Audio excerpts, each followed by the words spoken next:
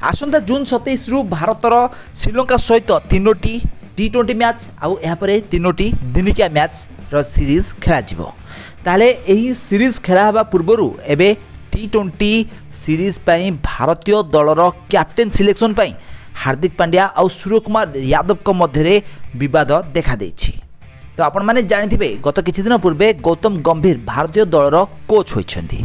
तो गंभीर कोच हला परे सूर्यकुमार यादव को भारतीय दलर टी20 कैप्टेन करबा पई तांकर उद्यम रहिछि। हेले आपण माने जानिथिबे टी20 विश्वकप रे रोहित शर्मा थिले कैप्टेन हेले हार्दिक पांड्या थिले वाइस कैप्टेन।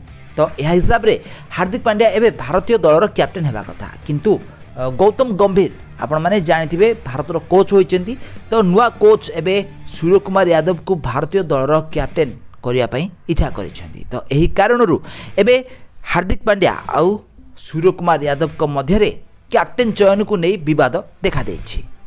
तो एही कारणरू श्रीलंका ग्रस्त पई भारतीय दलर सिलेक्शन एबे पर्यंत डेरी हेबारे लागिछि।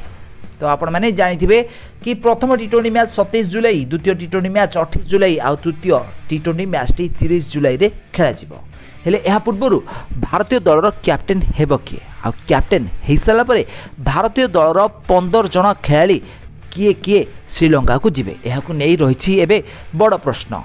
तो फ्रेंड्स आपण मानकु कोन लागुछि भारतीय दलर कैप्टेन किए हेबा कथा, सूर्यकुमार यादव ना हार्दिक पांड्या? आमको कमेंट माध्यम निश्चित भाव में कमेंट करंतु। आउ एभली क्रिकेट संबंधित टिके निके खबर विषय अधिक जानकले चैनल को जल्दी जल्दी सब्सक्राइब करनियंतु।